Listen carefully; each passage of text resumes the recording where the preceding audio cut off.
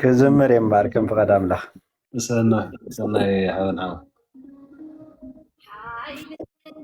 بسم أبن ولدن فسك فقد أملاح أمين.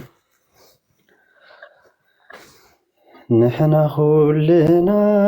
كامل آتو تقات قبلنا حتى كلنا كامل آتو تقات قبلنا كابزي داقم توليدنا كابزي تفزري بمحرتو داقم توليدنا ዕዳሞትና ክኸፍል ኣብ ነወዱሊኹ ናይ ባርነት ሰንሰለት ካብ ኢድና ተበቲኹ ዓብ ፍቕሪ ፍቂሩና ጽላቱ እንከልውና ብናይ ዘላለም መንፈስ ንኽብሩ መዲቡና نحنا كلنا كامل آتو ጸጋ ተቀቢልና ሓጣን ከሉና ካምላቱ ጸጋ ተቀቢልና ካብ ዘይጠፍእ ዘሪ ብምሕረቱ ዳግም ተወሊድና ካብ ዘይጠፍእ ዘሪ ብምሕረቱ ዳግም ተወሊድና ካብ ዘይጠፍእ ዘሪ ብምሕረቱ ዳግም ተወሊድና ብደም ናይቲ ገንሽን ብኽቡር ተዓዲግና ብተስፋ ተኻፈልቲ ክብሪ ኣምላኽ ካብ ኩና መዝሙር ዓወት ንዘምር ቅንየ ይፍሰስ ካብ ኣፍና ኣምልኾ ነቕርበሉ ንዝፋኑ ኸቢብና ንሕና ኩልና ካብ ምልኣቱ ጸጋ ተቐቢልና ሓጣን ከሎና ካብ ምልኣቱ ጸጋ ተቐቢልና ካብ ዘይጠፍእ ዘሪ ብምሕረቱ ዳግም ተወሊድና ካብ ዘይጠፍእ ዘሪ ብምሕረቱ ዳግም ተወሊድና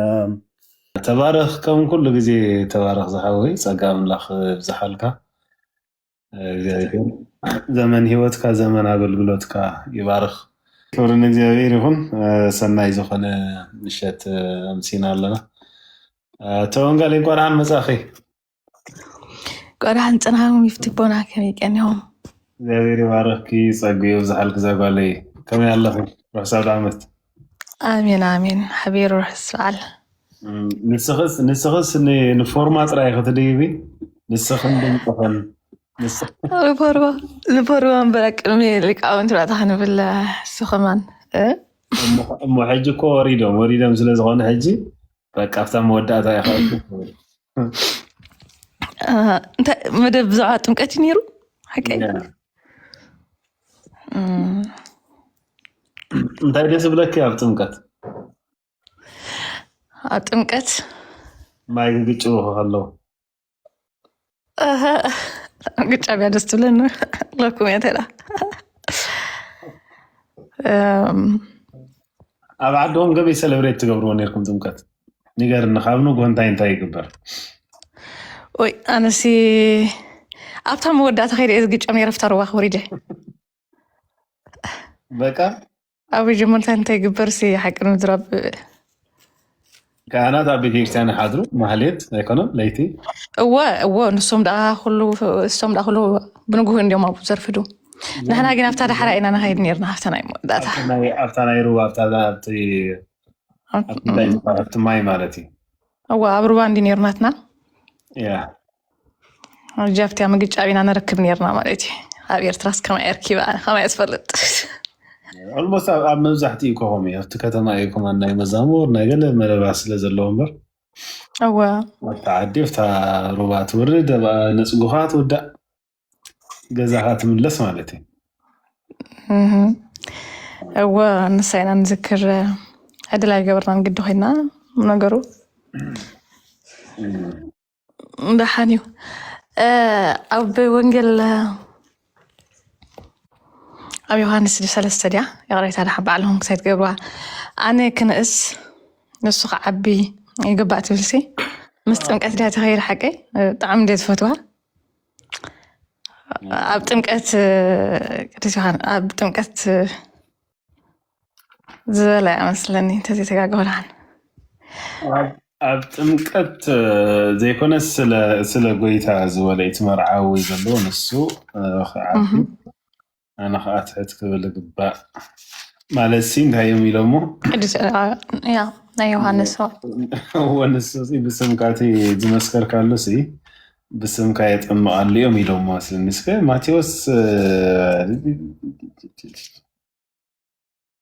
اوكي واي جو هيد كازل دهان كره بالك صحيفه مالو تحت مثلني يوحنس لسه حمش يوحنس I don't think so يوحنس تكون يتخلني يوحنس تكون يتخلني يوحنس ما خلي يا تانا يوحنس يعني عاي دستيلاتني وات اسن ديهم يلوا انجي كم زي تم بالي اخ سجراتني حقهم هو انتمكت سايكونت مثلني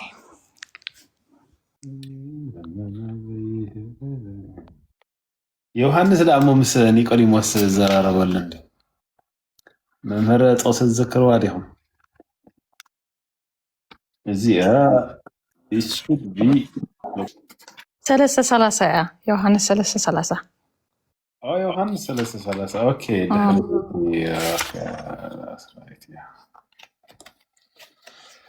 يوحنس 3:30 نسو لعلك بلوا ياب نسو لعلك بل أنا تحت قبل قبا أتكابل عد زمس نسو لعل خليو أتخاب مدري زخون نسو مدراويو ناي مدرو ونزارب أتكاب سماي زمس قنا نسو لعل خليو نتيم ناتمغام ساعتهم كنيه أبهن استغاثالين بزح ما يسلد نبر يوحنس أو يطمق نبر وزحات لما كابو يمصن بو يطمق النبر مغنيات يوحنس قنا نبيت مأسر تياتو النبر الشعو أكاب لك مزامرت يوحنس حادة أيهداون إذو بالحجي أوكي بزعبا سرعات منصح كركر تلعله نبي يوحنس مسيهم كان منهر إتي أب معدي يردانس مسخا زنبرين السخاون زي مسكر خالو إنه نسيت أمقالو كلهم لما نبي يخدوا علو بلو يوحنس كأملي سخم زنا بلا ملسة سب كاب سماي انت زي توابس حانتو كأقبل يكلني أنا أكرم إستل أخذ أنبر كرسوس هيكون كم زبالكم نسخاتكم بعلاقاتكم مسكريكم يتمرع زلاتون سمرعوي يتداويلون عوص معارك مرعوي ما بدمس يتمرعوي يسحقوس لا بلا يقصن حجي تزطمق ابتشعوان زطمق نسو يوحنس راي نير ناي نسها طمق زطمق مالتي توما لو زبال خا دق مزاورتنا ترايم نيرو دحار ግን ደቅ መዛሙርት ክርስቶስ ከሆኑ ንክርስቶስ ከኸተሉ ካጀሚሮም ስለዚህ ክርስቶስ ካ እቲ ዮሐንስ ዝመስከረሉ እዩ ሕጂቶም ደቅ መዛሙርቲ ናይ ዮሐንስ የመጽየም ዮሐንስ እተነሳهم ዝመስከር ካሉስ ሕጂ ሰባት ከተሉ ወለው ኢሎሞ ማለት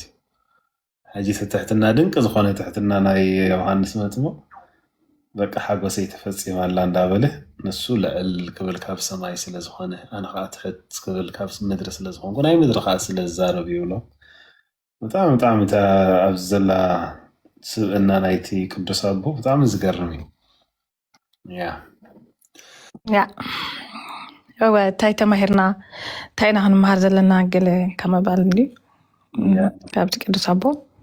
هناتو كم غيرنا ونمسيوتنا ندهر أتحاحيزنا يو ويمسيوتنا ندهر أنساتيرنا يش اتعبيت تلو تغمت يخيل ينبر تزي كوينو لما داوي يابع على تراكين يسترف كاكم زعينت مسوخن زاربي لي حصوي متعتني قال لي وتسمعنا آمين تون قال لي قدستي روح ساورا أموت دقامي قالوا السلام بلنا دحان هذا روحت بلنا ريح ليبكي ممهر عيسى كفخور دخول يوم جزيت لكم دس بلنا مساء صنيحكم لأنكم سلام كيوركم كيوركم بيت سكاف ممهر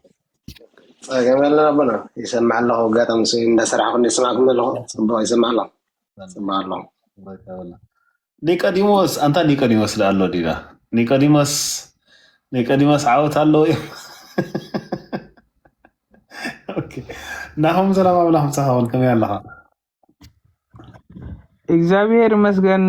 አቦና ሰላምኩም ይብዛህ ኩላኩም ብሩኻት ሰላም አምላኽ ምስ ኩላትኩም ይኹን አሜን ዘሃበ ይብሮ ከመ ያለሃ እንኳን ደህና መጻህ ርሕሳው ዳመት አሜን ርሕሳው ዳመት እንኳን ደህና ጸናሕኩም አቦና ቴንኪው በጣም ደስ ዘብል ምሸት ዳርጋ ካፈለ ማያት ይመስለን ሎሚ ስራሕና ወዲና አቲና በጣም የዛሃር ፋዛ መደብ አቦና አዚ ደስ ዘብል መደብ ይዘሎ ታንኪዩ ናሆም መስታ ተቀቢልኩም አሁን ተሓተ ይመስለኒ ኣብ ታሕቲ ከለኹ ሓቲ ታፍቂደ ደይ በዝሎ እቲ ሕቶይሲ እንታይ ነይረ ምናልባት ዶ ገለ ሓሊፉኒ ክብል ፀኒሐ እቲ ናይ ጥንቀት ናይ ጎይታና ኢየሱስ ክርስቶስ ኩሉ ተገሊጹ ይመስለኒ ብኩሉ ኩርናዓቱ አይ ቲንክ ግን ዝተረፈት ኮይኑ ስምዓኒ በቲ ናይ ንሕናኻ እቲ ኣመንቲ ስላሴ ስለ ዝኾና ወላ ሓንቲ ኣብቲ ናይ ኣምላኽነት ክርስቶስ ማለት ኣብኡ ሕቶ የብልናን መስለኒ ምናልባት እቲ ዘምሰየ እውን ነቶም ካልኦት ዘለዉ እምነት ማለት ንዖም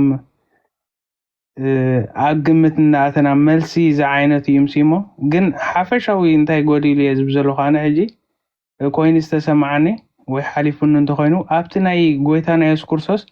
ወይ እቲ ሪፈረንስ ክትሪኦ ከለካ እቲ ናይ ሉቃስ ዘሎ ወይ እቲ ጎይታና ኢየሱስ ክርስቶስ ዝተጠመቐሉ ምስቲ ናይ ባርያ ንኣብነት ክተብሉለ ኢኹም ጎይታና ኢየሱስ ክርስቶስ ኣብቲ ናይ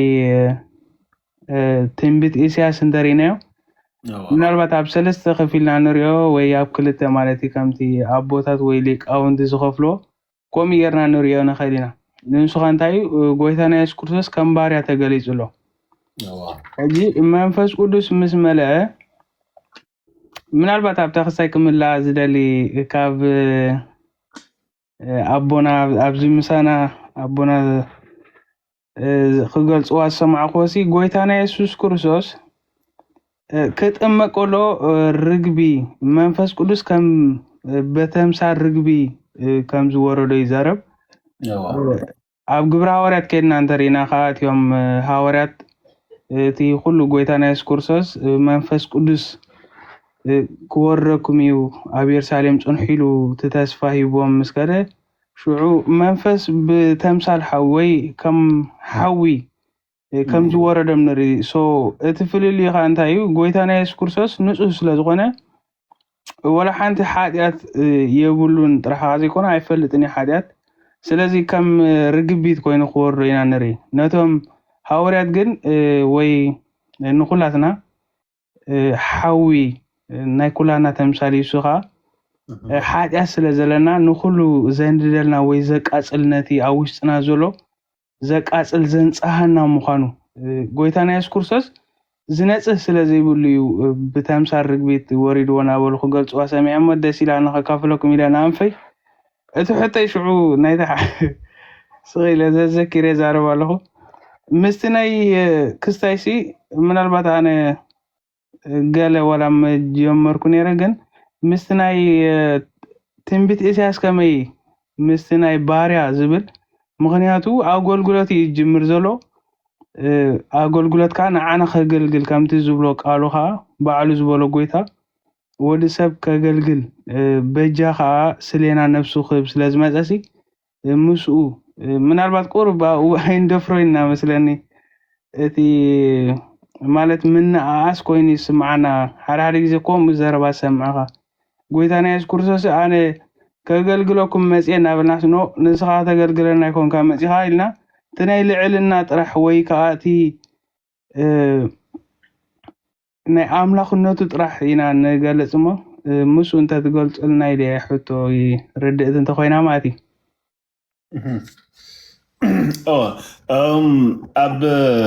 ኣብዚ ናይ ኢሳያስ መብዛሕትኡ ግዜ ከም ልኡኽ ገይሩ ከም ባርያ እናበለ ብዙሕ ክጠቕሰ ኢና ንሪኦ ብፍላይ ካብ 43 ጀሚርና ክሳብ 50 ከባቢ ዘሎ ኩሉ እንድሕር አንቢብናዮ ማለት እዩ ሕጂ እዛ ሕጂ ጥራይ ገምፂለያ ዘለኹ ኣብ ትንቢተ ኢሳያስ 42 ፍቕዲ 18 ድሓን ከነብብ ትንቢተ ኢሳያስ 42 ፍቕዲ 18 እግዚአብሔር ከምዚ ይብል ኣሎ ይብል አንቱም ፀማማት ስምዑ አንቱም ዕውራት ከዓ ክትርእዩ ስጠምቱ ባርያ እንተዘይኮይኑስ ዕውር መን እዩ ከምቲ ዝልእኾ ልእኾ ይፀማምከ መን ኣሎ ዕውር ከም ፈታዊ ዕውር ከም ባርያ የልቦን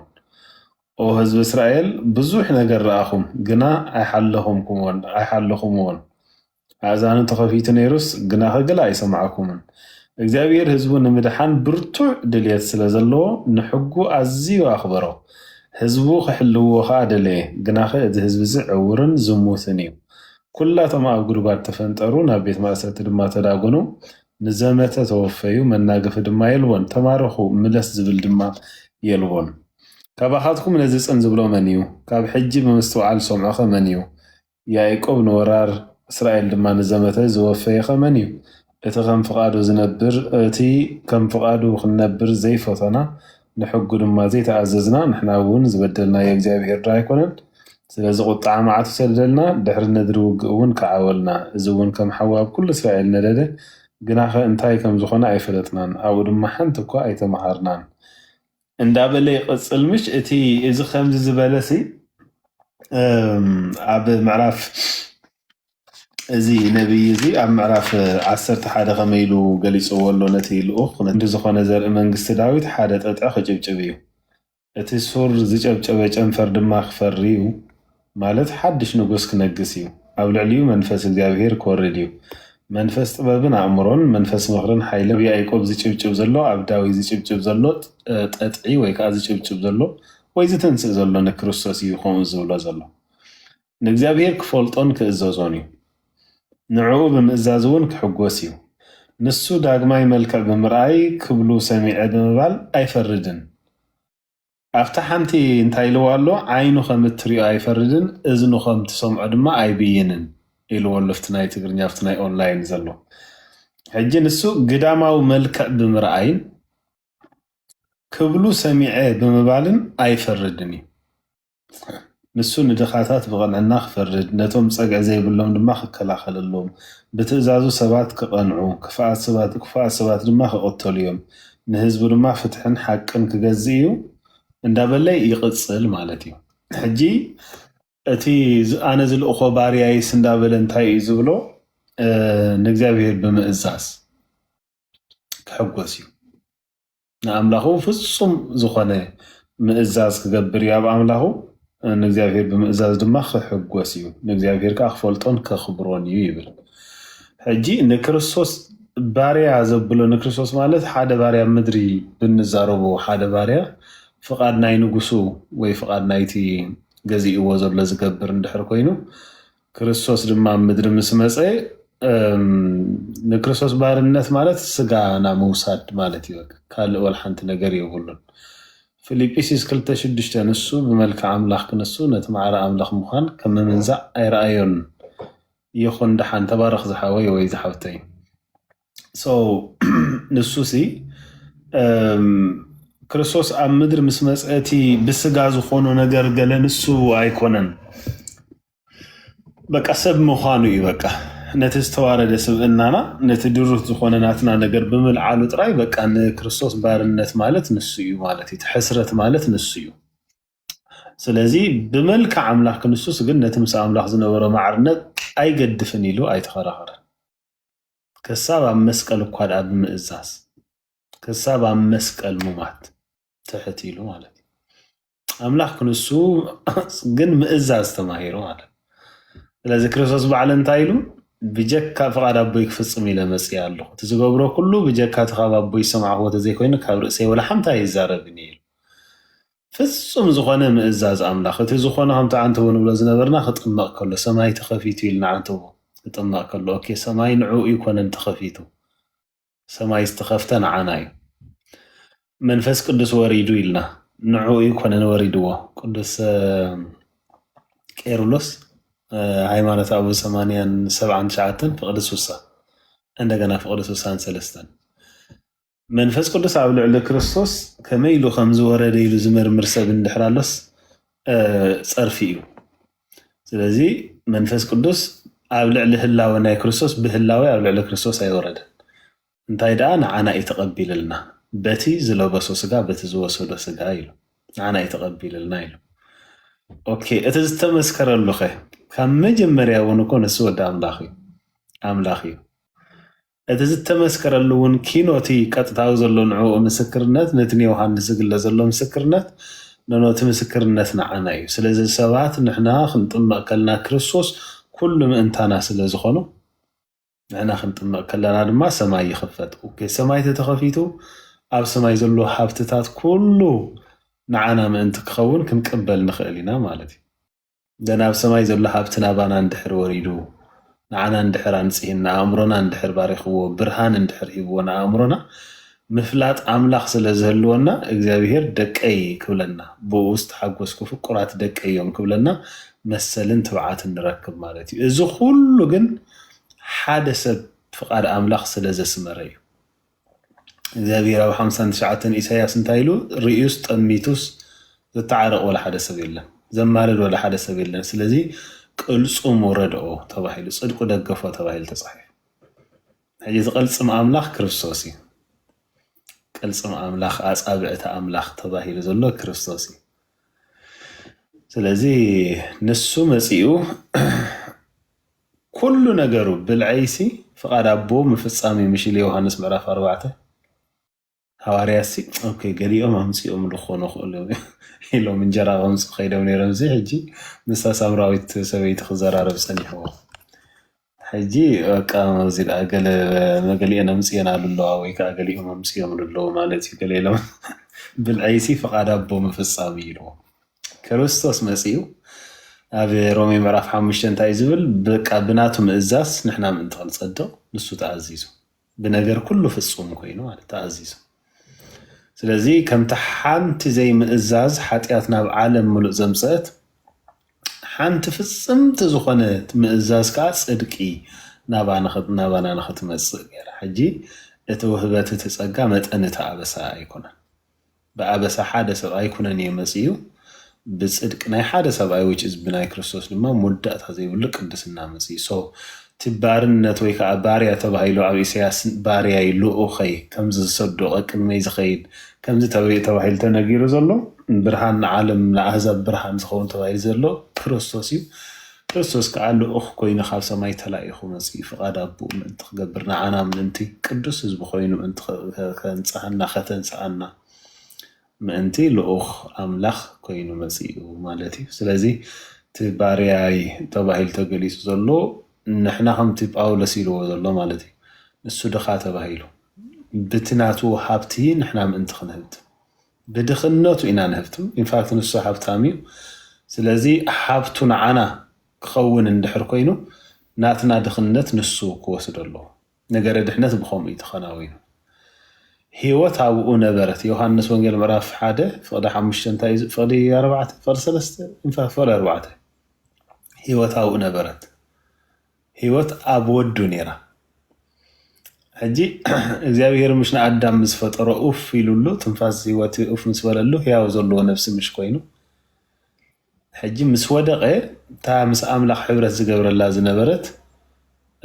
መንነቱ ወይ ከዓ ህይወቱ ታ ህያው ነፍሱ ጠፊያ ወይ ከዓ መንፈሱ ጠፊዩ ብመንፈሱ ሞይቱ ነፍሱ ከዓ ኣብ ትሕቲ ፍጹም ዝኾነ ፍቓድ ስጋ ወዲቓ ስለዚ በቃ ንሓጢያት ጥራይ ተገዛእ ኮይኑ ስለዚ ስጋ ናብ መቃብር ወሪዱ ዘነፍስ ከዓ ናብ ወሃቢኣ እያ ክትምለስ ዝግባእ ነይራ ግን እታ ምስ ወሃቢኣ ምስ ኣምላኽ ዝነበራ ሕብረት ስለ ዘጥፈት ብርደተ መቃብር ኣቢላ ርደት ይስዕሉ ኮይኑ ናብራ ማለት እዩ ንነፍሲ ስለዚ ህይወት ኣብ ኣምላኽ ዝነበረና ሕብረት እዩ ዘን እታ ካብ ገነት ምስተባረርና ጠፊኣ ዝነበረት ካብ ሰብ ህይወት ሕጂ ኣብ ወዱ መፅያ ህይወት ኣብ ወዱ ነበረት እታ ህይወት እቲኣ ከዓ ብርሃን ሰብ ነበረት ያ ብርሃን ድማ ኣብ ኩሉ የብር ፀልማት ድማ ኣይሕዞን ተባሂሉ ተፃሒፉ ሕጂ እታ ኣብ ወዱ ዘላ ህይወት ንዓና ክትኮነና እንድሕር ኮይና ያ ሕጂ ኣባና ዘሎ ሓጢኣት ከዓ ክርስቶስ ክወስድ ኣለዎ ማለት እዩ ሕጂ ረአዩ ዓስበ ሓጢኣት ሞት ስለ ዝኾነ ኣባና ዘሎ ህይወት ንዓና ክቁፀረልና እንድሕር ኮይኑ ደው ክንብል እንድሕር ኮይና ናይዚ ዝፈፀምናዮ ዓስበ ሓጢኣትና ሞት ዕዳ ሞት ኣለና ሞት ናይ ሞት ዕዳ ኣለና ክንመውት ኣለና ናይ ዝገበርናዮ ሓጢኣት ስለዚ ናይቲ ዝገበርናዮ ሓጢኣት ኣብቲ ብሉይ ኪዳን እንታይ ዝገብር ነይሩ ሓደ ሰብ ሓጢኣት እንድሕር ገይሩ ዓስበ ሓጢኣት ሞት ስለ ዝኾነ እቲ ሞት ናብቲ ሰብ ምእንቲ ከይመፅእ ኣክንዲ እቲ ሰብ ዝስዋእ በደል ናይቲ ሰብ ዝፀውር ሓንቲ ኣበር ዘይብሉ ኣብ ኣፉ እንኳን ሓሰት ዘይተረኽቦ ናይ ሓጢኣት ኬፓቢሊቲ ዘይብሉ ገንሸል ሒዙ ይመፅእ ሓደ ኣይሁዳዊ ማለት እዩ ምክንያቱ ዓስበ ሓጢኣት ሞት እዩ እቲ ኣይሁዳዊ ይበዲሉ ትዝሕረድ እቲ በደሉ ዝፀውር ተኣበስኡ ዝፀውር ግን ትበጊዕ እዩ ስለዚ እቲ ሓጢኣተኛ ሰብ ኢዱ ኣብ ልዕሊ ትበጊዕ ኣንቢሩ በደሉ የመሓላልፈሉ እሞ ትበጊዕቲ ንፁህ ክንሱ ግን በደል ናይቲ ኣይሁዳዊ ፀይሩ ይሕረድ ይመውት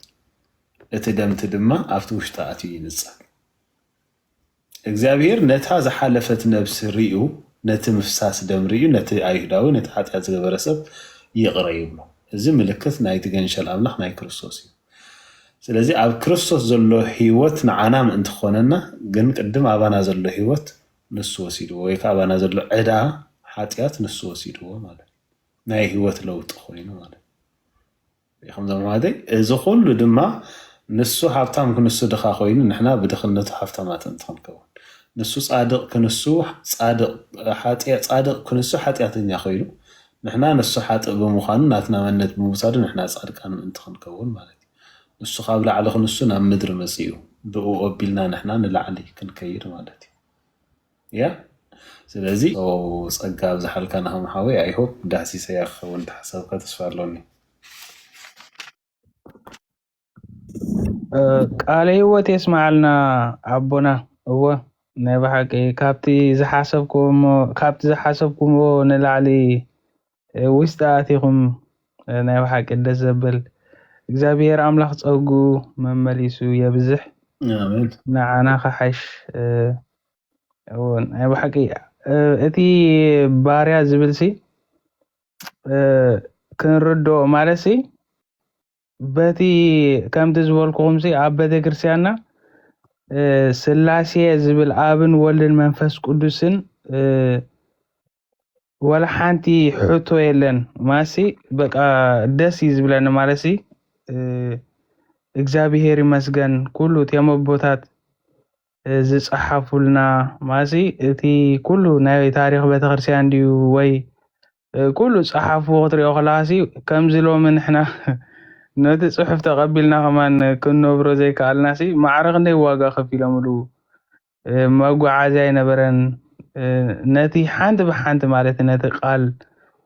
ቃል እግዚአብሔር ስለ ዝኾነ ማለት እዩ ስለዚ ኣውስ ናይ ብሓቂ ኣሚንና ጸኒዕና ኣለና ግን እቲ ባርያ ዝብል ግን ንዓና ሓዲጉልና ምጆ ክርስቶስ ኣሰር ኣሰሩ ክስዕቡሲ እንታይ ሓዲጉልኩም ይዝብል ኣርያ ሓዲጉልኩም ስለዚ እቲ ባርያ ዝብል ጎይታና ኢየሱስ ክርስቶስ ኣምላኽ ክንሱ ኣነ ሓደ ግዜ ኩሉ ግዜ ዝብሎ ቃል ኣሎ ማሲ ናይ ጎይታና ኢየሱስ ክርስቶስ ልዕልና እንተሓሲብካ ብጣዕሚ ዝገርም ጆ ከምቲ ገሊኦም ዝብልዎሲ ሰብ ኣምላኽ ኮይኑ ክበሃል ከሎ ብዙሕ ማለት እዩ ዓብይ እንድዩ ሕጂ ከምዚ ሓደስ ንጉስ ኮይኑ እንተተባሂልካ ሓደ ንጉስ ኣብ ታሕቲ ዝነበረስ ብዙሕ ኣይብለካኒ ማለት እዩ እግዚአብሔር ግን ካብ ወንበሩ ሰብ ኮይኑ ክትብል ከለካ ግን ኣዝዩ ዝኸብድ ስለዚ ባርያ ኮይኑ እንተይልና ከዓ ንዓና ማለሲ ንዓና ኣብዚ ምድሪ ክመላለስ ከሎ ኩሉ እንተሪእና ናይ ጎይታና ኢየሱስ ክርስቶስ ብትሕትና ዝተመልአ ማለት እዩ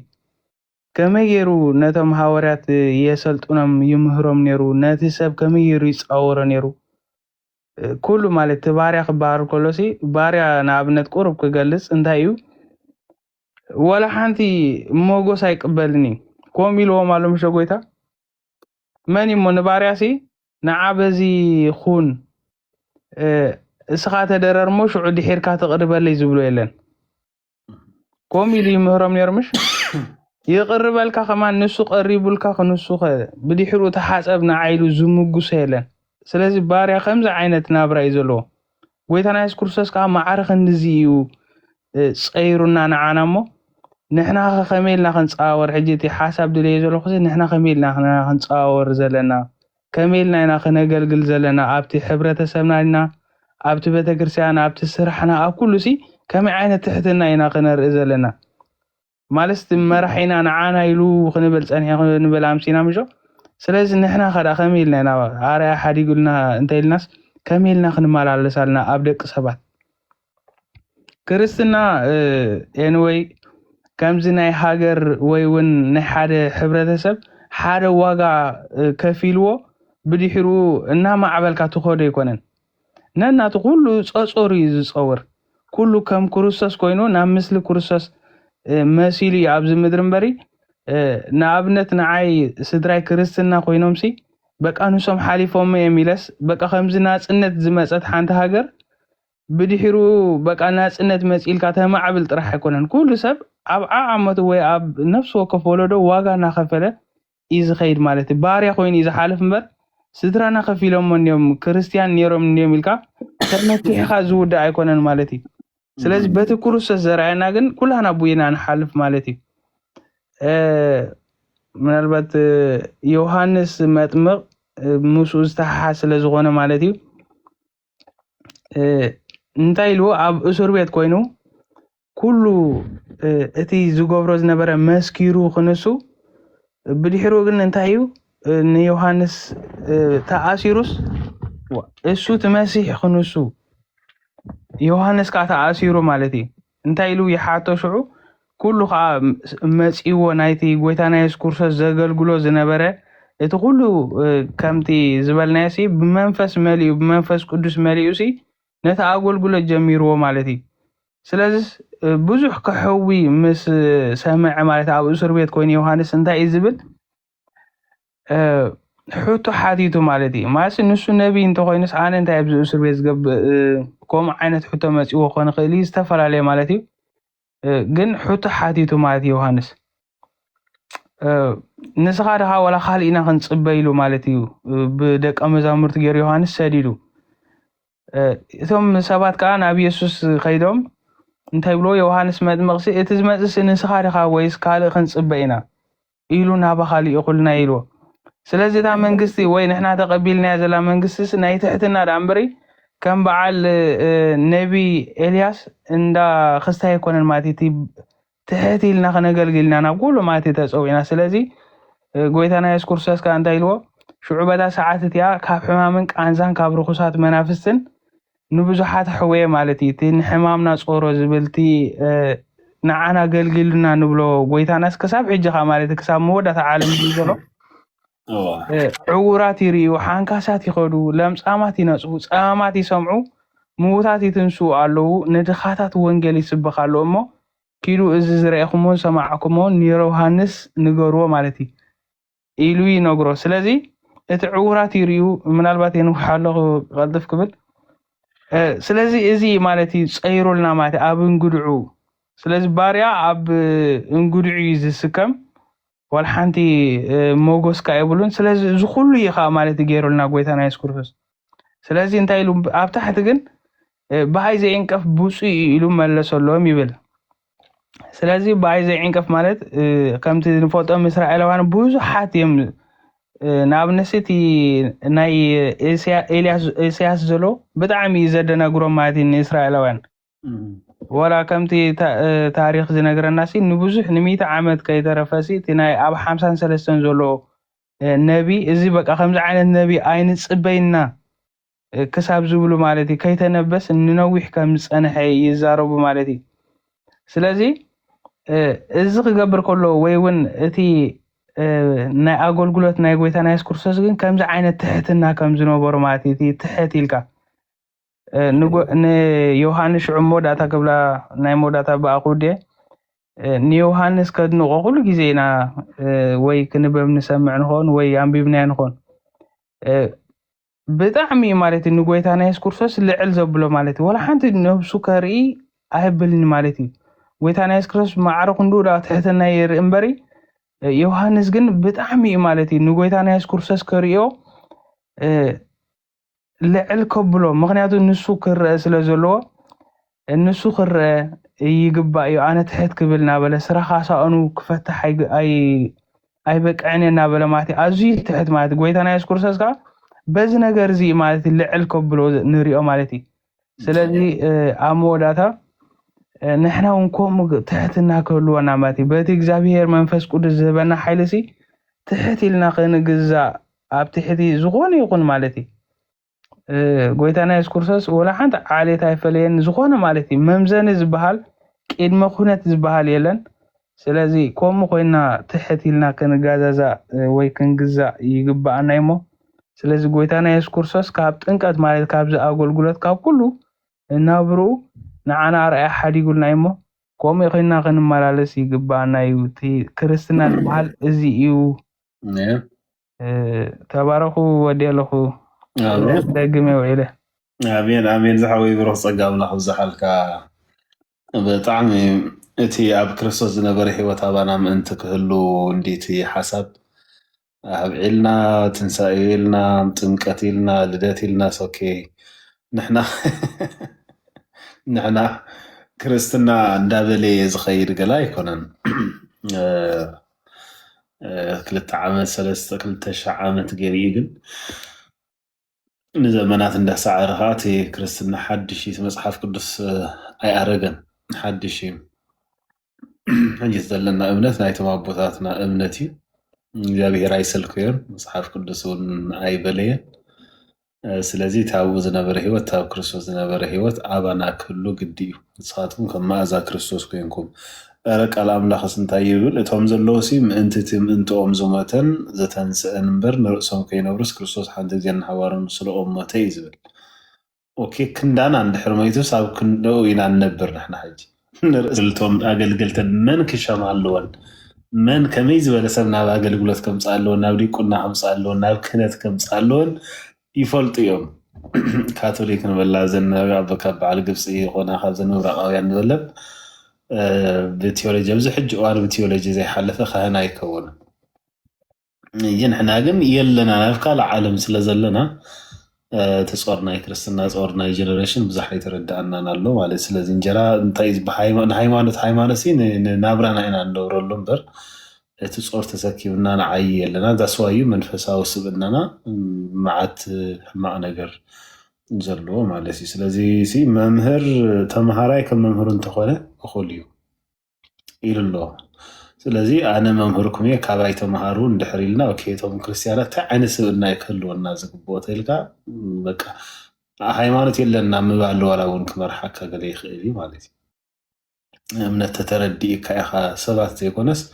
ካብቶም ሰባት ዝሓለፈ እምነት ኣብ ሰባት ከዓ ድኻም ከም ዘሎ ተተረዲእካ ኢኻ ክትፀንዕ ትኽእል እምበር ኣብዚ ናይ ሎሚ ዘሎ ኣብ ዓለም ክትረኽቦ ዘይትፅበዮ ስብእና ከይተረፈ ኣብ ክርስቲያናት ትረኽቦ ኢኻ ኣብዚ ሕጂ እዋን ሕጂ ኣበይ ኣሎ እቲ ዝተራሕወ ሰማይ ኣበይ ኣሎ እቲ ዝወረደ መንፈስ ኣበይ ኣሎ እቲ ምስክርነት ናይ ኣቦ ሕጂ ኣብዚ ክርስቲያን ብፀርፊ ውዒሉ ዝሓድር ክርስቲያን ዝበሃል ሕብረተሰብ ሲ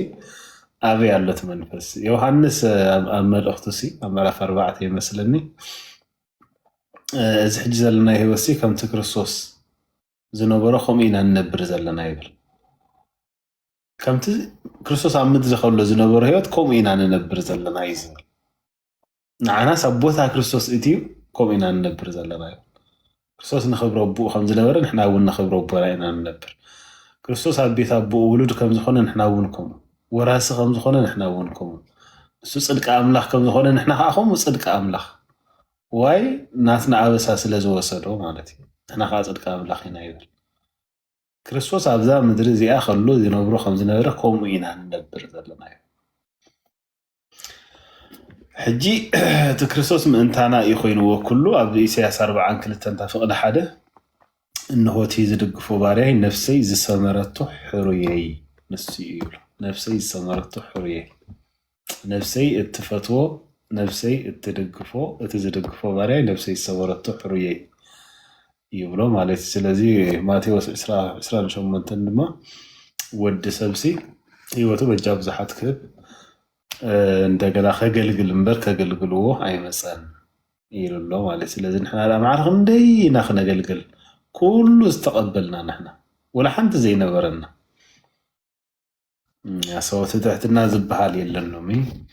ቃል አምላኽ ምክፋል ዝበሃል የለን እቲ ውሽጣዊ ሰብነት ናይ ሰባት ምቕራፅ ዝበሃል የለን ብዙሕ ዋጋ ስለ ዝኸፍለልና ኣብዚ ሕጂ እዋን ሎሚ ሰንበት ምፃእ ትብሎ ጣቂዑ ይኸይድ ትውዳእ ከም ሓደ ዘገልገልካ ትሓስብ በቃ ምክንያቱ ውሽጣዊ ሰብነት ናይ ወለዶ ምህናፅ በቃ ብጣዕሚ ብፀጋ ከይተሓለልካ ምስራሕ መዓት ዋጋ ዝኸፍል ነገር ስለ ዝኾነ ሕጂ ንሱ ኣይንሰርሖን ኣይንደልዮን ሕጂ ነተን ደቀይታ እየ ዝብለና በቃ ሰንበት መፃእ ቤተክርስትያን ብለን ትውዳእ ቀላል ናብቲ ፊዚካል ቤተክርስትያን መፃእ እየ ዝብለን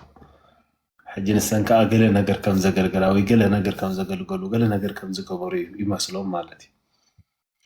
ሕጂ እቲ ዕዮ ናይ ኣገልገልቲ ግን ሙሉእ ብሙሉእ መንፈሳዊ ኣገልግሎት ጥራይ ኮይኑ ደቆም ብናይ ስጋ ነገር ተወኻህን ምእንቲ ከይጎድሎ ብናይ ስጋ ነገር እንዳሓለይሉ ንሱ ግን ለይትን መዓልትን ስለኦም ዝፅሊ ስለኦም ዝምህሮም ትምህርቲ ዘዳልወሎም ምስኦም ከይዱ ዝፅሊ ደቆም ዝባረኸሎም ገለከም ክኸውን ዝግባእ እዚ መወዳእታ ዘይብሉ ፃዕሪ ስለ ዝሓትት ማለት እዩ እዚ ከይንገብር ግን ትሕትና የለን ትምህርቲ የለን ብቕዓት የለን እቲ ናይ ቤተክርስትያን ምሕደራ ከዓ ከምኡ ትፈልጥዎ እዩ ወልተ ተሓሒዝና ኩላትና ንጠፍእ ኣሎና ማለት እዩ ስለዚ ኣብቲ ዓለም ናብ ስራሕና ስለ ዘለና ብዝተወሰነ መልክዑ ባህር ናይቲ ዓለም ከዓ ኣሎ ኣብ ሂወትና ተመገልገልቲ ናይ ኣገልጋሊ ዝኾነ ባህሪ ዘይክትሪኦሎም ትኽእል ኢኻ ማለት እዩ ስፔሻል ኣብዚ ሕጂ እዋን ንትሕትናን ናይ ሃዋርያት ሂወትን ኣብቶም ኣገልገልቲ ክትሪኦ ተልካ ካባይ ጀሚርካ የለን ማለት እዩ ስለዚ ኣምላኽ ስለታ ቤቱ ኢሉ ነታ ቤተክርስትያን ድንቂ ዝኾነ ኣቦታት የተንስኣላ ይኸውን ንሕና ከዓ ክንፅሊ ይግባእና ይገ ሰብ ዝሓለፈ እዋን እውን ኣልዒልናያ ነርና ኢና ስለ ኣገልገልቱ ዝፅሊ ወለዶ ክትንስእ ኣለዎ ስለ ኣገልገልቱ ዝፅሊ እግዚኣብሔር እቲ ጎይታ እኽልሲ ኣገልገልቱ ኣብቲ ዕዮ ኣብቲ ቀውዒ ኣገልገልቱ ምእንቲ ከብዝሕ እዚ ቃል ኣምላኽ ይግር ክርስቶስ ባዕሉ ዝበሎ እዩ እቲ ቀውዒ ብዙሕ እዩ እቲ እኽሊ ብዙሕ እዩ እቶም ዓየይቲ ግና ውሑዳት እዮም ስለዚ ነቲ ጎይታ እኽሊ ንእኽሉ ነቲ ቀውዒው ብዙሓት ዓየይቲ ክልእኽሉ ለምኑ ኢሉ በቃ ሕጂ ኣብ ሂወትና ብዙሕ ድኻም ኣሎ እንድሕር ኮይኑ ካባና ኣብ ሓዳርና ዘሎ ኬዮስ ኣብ ደቅና ዘለው ፀገማት ወይ ከዓ ሕጂ ብሰንኪ ዘይምስራሕና ፅባሕ ክፍጠሩ ዝኽእሉ ሓደጋታት ኣብ ግምት እቲና እንድሕር ከይድና እግዚኣብሔር ነቲ እኽሉ ዓየይቲ ምእንቲ ክሰድድ በቃ ክንፅሊ ኣሎና ማለት ስለ ኣገልገልቱ ዝፅሊ ወለዶ ስለቶም ኣብታ ዓዲ ኮይኖም ናብትን እንዳበሉ ይስርሖም ከይጎሎም በቲ ናብርኦም ከይጎሎም በቲ እውን መንፈሳዊ ነገር ከይጎሎም መከረኦም እንዳበልዑ ብዓቕሞም ዘገልግሉ ኣገልገልቲ ስለኦም ክንፅሊ ስለኦም ክንሓሊ ብንኽእሎ ነገር ከዓ ክንድግፍ ኣይገስ ግዜ ዝጠልቦ ሕቶ ኮይኑ ይስማዓኒ እሞ ተባረኽናሆም ሓወይ ፋኖስ ባለይ ሰላም በልና እሞኒ ተወን ባለይ እውን ከምኡ ሰላም በልና ብከምኡ ክንውዲእና ናይ ሎሚ ርሑስ ኣውደ ዓመት ኤጌን ኣቦና ከመይ ኣምሲኹም ብድጋሜ ቅሬታ ሎሚ ሽእት ኣይደነው ከትፈለማ ምስ ደየብኩሴ ብጌር ኣይወረድኩን መስለኒ ኣብ ሓደ ቦታ ቆሚጥ እያ ስእለ ሰምዕ ነይረ ኣብ ላዕሊ ኮይነ ኣንሰ ማዓ ሶሪ ደው ነይረ ኣኽቦን ቅሬታ ቦታ ሒዘ ምስየት ኮይነ ሶሪ ያ ንቐፃል እንኳዕ ብቃዓና እንኳዕ ሰላም ኣብፃሕና ናብ ውድ ዓመት ውሕሰ ውድ ዓመት በሊደሊ ሓካዓሽ እዚኣ ጥምቀት ብፍሉይ ምሸሎ ደስ ኢላትኒ ዘብዕላ ወይ ዝፈትዋ ውድ ዓመት እያ ነይራ ብያታ ካብቲ ካልእ ውድ ዓመታት ኣይደነው ፋሲካ ንልደት እንኳ ብዙሕ ሳይገብሮ ነየ ቦሪን እየ ዝኸውን ነይረ እዚኣ ግን ብፍሉይ ዘብዕላ ውድ ዓመት እያ ሰሙን ለይቲ ምኻድ ትፀለያ ነይርክ ዲኸይ ኖ ከምኡስ ይፈቱ ባቦና ደስ ብለኒ ግን እዛ ሰሙን እዚኣ እትፈልጦ ኢኹም ዓድና ውሽጦ ዳቅዱስ ሚካኤሊት ቤተክርስትያን ሕጂ ሎም 11 እዩ ጥምቀት ውዒሎም ኣለው ፅባሕ ቅዳሴ ኢሎም መዓልቲ صباحنا مشيت كا تابوت عجيب كا عندنا دحر صباح ابن اباتي زر ابرخ سلازو خنا عم تاوعلو اوكي نعم وكأخو خوديهم حجيت مال سمت قداسه وعلو لهم قداسه طمقت ربا وعلهم صباح قدس مكيل كوعلي قداسه دحر صباح كم ودامت حجي سومن ملو دامتي بطعمي زفوتوا سومن يزيا حجي ابز بمو علي بنصارو ابز حجي ابزيه ابز سدت لدت فاسكا اندسيلني وعلالو زيا خا بنصارو تغير الله مالتي هنا ايكدكم اجي دحن بزخنا حدا غزي عدنا تمليسنا سلام نوعلو يغبرنا فطار مالتي والله زناي لدتن فاسكان بخمي بوريني لكم بلا خلاص تاع باكاي تغبرون صبق انديو جن تايلو ابتي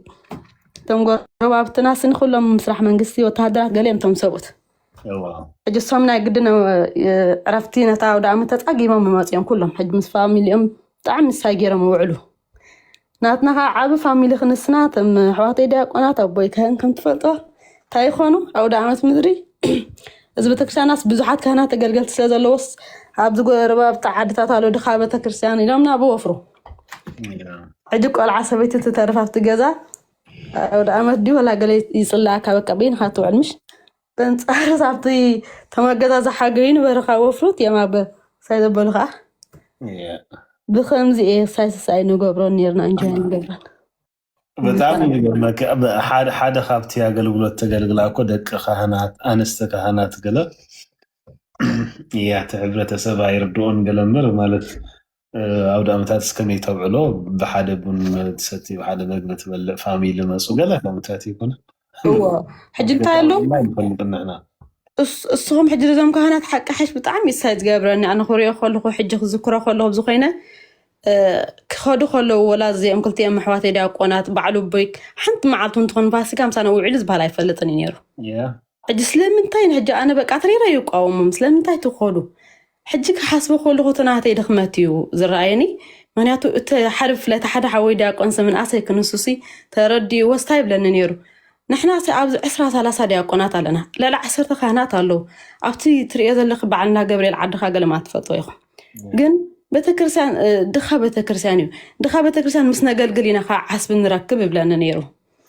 حجي قرم حجي خينا حاسب انا ام سوي عمنا لعيك لنا قليلنا انا سوالي صبغا يسمعك انا واي سمعنا المخيات ابونا حسبو او دامت مدرسي تايتخو بينها خطو علك لخا دحر زي اليوم مسخاسي تدولي خم حسابهم كم دا كهنات متن تجازاسي كمان تعجبوا بتسي مورك الساعة تدلمش مسي جزانا تعقب تخسيان زمخانو أبزات إنقط حجي مستملوا سخابر باتابوت حجم تم كهنات قالت تقراريفهم يموت قال شعوب بتعم دسي لنا أنا على حسابه لما جاش قال مالتي تالدت نفاس جانجب بيننا بقى حجي تزترف كلهم أيكون حد دياقون قال هاي ترفي خابتهم زلوا تزترفات انقط دي ذكر دي لها أخ يديم سم كانت ترخبوكو بتعام تايز بهالي أو لا أنت سجدون كوف زي بلغبال عخيدم زلوا كوني رمي زخانة حكي حيش دي عصا من كم داز بلاكم أبعد لين سدتنا كلنا حدا غيرنا حجي يا ربي الله كل حدا غيرنا زي أرعوت بارنتنا الزمن السبر له زمان زي مثالنا آمين آمين أبونا آمين زي أخ نبلنا عهاتكم ذهبنا جزاير أملاخ يمسجن حق حش بزح نمهران سينا تنكي أبونا نقولت بار زمانكم يباركنا ويحنا تعناني هابكم نعنا خشنا آمين آمين قدسي توان عليك سلام تبلنا ريحي دحنا دور تبلنا ربنا قال هو تسمع لنا عرفوا خيركم ولا جزي حمان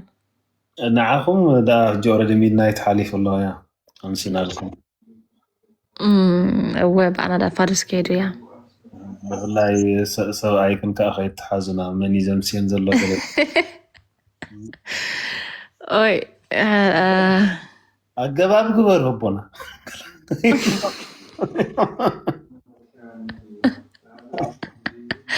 كو يلن كدمي ساعات كل 9 حدا درك اسون يلن اندي سب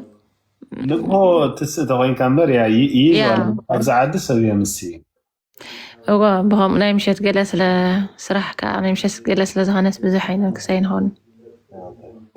اوكي سنة زناي تونغ قدستي تعمي زفاز كذا ولي تبارخي امين قال تسمعنا بنا خلاتنا دعمت نقولنا دحنا داري افتحت مسانا صنعكم مسانا زمسخو زبير باركم محاتي رح ساود عمت اجين كم زنا عمت ابو السلام يصنحنا زي زمن زينا يسترئيو زمني ناي مجلاس زمني ድንቅ ዝኾነ ምስጢር ዝረአና ኣሎ እቲ ብሰንኪ ኣባና ዝነበረ ህይወት መጥፍኡ ተኸቲሉ ካብ እግዚአብሔር ሕብረ ዝተፈለናሉ ምስጢረ ስላሴ ካባና ተኸዊሉ ናይ ሰማይ ሃብትታት ካባና ተዓጽዮም ነገር ኩሉ ምሕዳስ ክሳብ ዝኸውን ሰማይ ንኢየሱስ ክቕበሎ ይግባእ እዩ ተባሂሉ ከም ዝተጻሕፈ ኣብዚ ሎሚ ዕለት ወይ ከዓ በዚ ሎሚ ምኽንያት ጌርና እናሓስቦ ዘለና ክርስቶስ ኢየሱስ ምስ ተጠመቐ ሰማይ ተኸፊቱ መንፈስ ቅዱስ ወሪዱ እግዚአብሔር ኣቦ ድማ እንሆ ትብኡ ዝተሓጎስኩ ፍቱ ወደይ ዝብል ምስክርነት ዝሰማዕናሉ እዩ ስለዚ በቲ ናይ ኣቦታ ዘንበብናዮ ከዓ ሰማይ ንኢየሱስ ዝተኸፍተሲ ስለ ጎይታ ኣይኮነን መንፈስ ቅዱስ ዝወረደ ናብ ጎይታሲ ስለ ጎይታ ኣይኮነን እግዚአብሔር ኣቦ ከምኡ ኢሉ ዝመስከረስ ስለ ጎይታ ኣይኮነን ወልድ ካብ መጀመርያ ኣምላኽ እዩ ካብ ኣምላኽ ተፈልዩ ኣይፈልጥን ስለዚ ዝመስከረሉ ይኮነን መንፈስ ቅዱስ እውን ናይ ባህሪ እዩ ስለዚ ብህላዊኡ ክርስቶስ መንፈስ ቅዱስ ኣይተቐበለን እቲ ኣብ ምድሪ ዘሎ ወዲ ሰብ ኣብ ሰማይ እውን ዘሎ እዩ ስለዚ ካብ ሰማይ ወሪዱ ናብ ሰማይ ደይቡ ካብ ዝተኣልዩ ተፈልዩ ንብሎ ገለ ይኮነን ሰማይ ንክርስቶስ ርሑው እዩ መለኮት ስለዝኾነ ኣምላኽ ስለዝኾነ ፍጹም ሰብ ጥራይ ዘይኮነስ ኣምላኽ እውን ስለዝኾነ እዚ ኩሉ ዳኣ ንምንታይ እዩ ተተባሂሉስ ንዓና ቅዱሳዊ ሮስ እንታይ ኢሉ መንፈስ ቅዱስ ብህላዊ ሰብነቱ ንዓና ምእንቲ ክቕበለልና እዩ ስለዚ መንፈስ ቅዱስ ኣብ ልዕሊ ክርስቶስ ከመይ ኢሉ ከም ዝሓደረ ዝምርምር ሰብ እንድሕር ኣሎሲ ፀርፊ እዩ ስለዚ መንፈስ ቅዱስ ኣብ ልዕሊ ክርስቶስ ብህላዊኡ ኣይወረደን እንታይ ደኣ በቲ ዘለዓሎ ስጋ ንዓና እዩ ተቐቢለልና ስለዚ ዘሎ ዘበለ ውህበታት ኩሉ ካብ ክርስቶስ ኢና ንቕበል ኢሉ መንፈስ ቅዱስ ከይተረፈ ካብ ክርስቶስ ኢና ንቕበል ምክንያቱ መንፈስ ቅዱስ ኣብ ሰብ ዝበሃል ሓዲሩ ይፈልጥን ኪኖ ንግዝያዊ ነገር ኢንፍሉዌንስ ገይሩ ከዛርቦም ገለተ ዘይኮይኑ ኣብ ሰባት ሓዲሩ ይፈልጥን ግን ሓደ ሰብ ተረኺቡ ብዘይ ኣበሳ ብዘይ ርስሓት ብዘይ መንቀብ መንፈስ ቅዱስ ብምሉእ ክሓድሮ ዝኽእል ብኡ ኣቢሉ ድማ ንዓና ምድሓን ክኸውን ዝኽእል ሓደ ሰብ ተረኺቡ ማለት እዩ እሱ ከዓ ክርስቶስ እዩ ስለዚ መንፈስ ቅዱስ ኣብ ክርስቶስ ወሪዱ ብኡ ኣቢልና ንሕና ድማ ፅድቂ ኣምላኽ ተሰሚና ኣብ ሰብነት ናይ ክርስቶስ ኮይንና ኣብ የማን ኣምላኽ ክንቅመጥ ክንቅበለና እግዚኣብሔር ውልደይ ከም ዝበሎ ንዓና ደቀይ ክብለና ክርስቶስ ጻድቅ ከም ዝኾነ ንሕና ብኡ ጻድቃን ክንበሃል እግዚአብሔር ረዲእና ሶ እዚ እናሓስበሉ ዘመነ ኣስተርእዮ ስላሴ ዝተጋህደሉ ክርስቶስ ከዓ ባዕሉ ዝተጋህደሉ ዝተራእየሉ ዘመን ኢና ንሓስብ ዘለና እሞ ኪኖ በዓል ኪኖ ሴሬሞኒያል ካብ ምዃና ውፂና ናብ ዝርአ ናብ ዝጭበጥ ናብ ታንጅብል ናብ ዝኾነ ነገር ክንቅይሮ እቲ ኣብ ኣቦታትና ዝነበረ ሂወት ኣብ ክርስቶስ ዝነበረ ሂወት ሎሚ ኣባና ክህሉ መላስና ኩሉ ንኽብሪ ኣምላኽን ንኽብሪ ቤተክርስትያን ምእንቲ ክኸውን ምኡዝ ጨና ዘለዎም ናይ ክርስቶስ ጨና ዘለዎም ኮይና ክንመላለስ ኩሉ ሰብ ዘንብባ ዝተጋህደ ደብዳቤታት ናይ ሓዋርያት ምእንቲ ክንከውን ዞም ኣሕዋተይ እቲ ክርስትና ክንለማመዶ ዓቕሚ እንድሕር ሲኢና ፍቓድና ናብ ኣምላኽ ክንህብ ኣነ ይደሊ እየ ናትካ ክኸውን ንብረትካ ክኸውን ገንዘብካ ክኸውን ዋጋ ከፊልካ ኣለኢኻ ኣድሒንካኒ ኢኻ ተበጂኻኒ ኢኻ ስለዚ ከምቲ ትደልዩ ኣይጓዓዝን ኣለኹ ግን ሙሉእ ፍቓደይ ይህበካ ኣለኹ ኣባይ ክትዓይልና ንእግዚአብሔር ፍቓድና ክንህቦ ንሱ ክልውጠና እዩ ሰቢሩ ክፅግነና ይኽእል እዩ ንሱ ርኢኹም ዞም ኣሕዋተይ ንዓና ክፈጥረና ከሎ እግዚኣብሔር ምኽሩ ድንቂ እዩ ዲያብሎስ ፍጹም ዝኾነ ፍልጠት ነይርዎ ኣብ ዝወደቐሉ ኣይተነስህን ናይ ንስሓ ዕድል እውን ኣይተዋህቦን ፍልጠቱ ፐርፌክት ስለ ዝነበረ ፍልጠቱ ቅጽበታዊ ስለዝነበረ ስለዚ ውድቀትናቶም ስርዓየ ንዓና ግን ተሰይሮም ክጽገኑ ዝኽእሉ ገይሩ ሰሪሕና እግዚአብሔር ኣብዚ ወደቕናሉ ክንምለስ እንኽእል ኣብዚ ወደቕናሉ ክንትስእ እንኽእል ተሰይርና ክንጽገን እንኽእል ገይሩ ፈጢርና እግዚአብሔር ስለዚ ንሓዋሩ ምእንቲ ኸይጥንጥነና ንኣካልና ገንዘቡ ገይሩ ኣካሉ ገይሩ ክብሪ እግዚአብሔር ይኹን